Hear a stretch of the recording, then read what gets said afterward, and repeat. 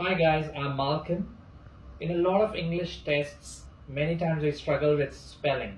Spelling is one thing which really needs to be accurate if you want to get a high score in the writing part in any test of English. So now I'm going to cover 10 very important words which come many times in listening fill in the blanks in the Pearson test of English academic version. Let's start. Make sure you comment the right spelling in the comment section. 1. Coercive. 2. Cemetery.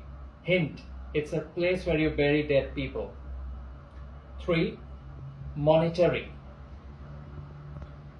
4. Newbies.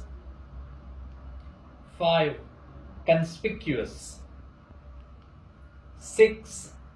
Oceanographer. 7. Occurrence. Number 8. Excruciating. Number 9. Foreshadow. And number 10. Bourgeois. If you get 10 out of 10, kudos to you, you're doing a great job.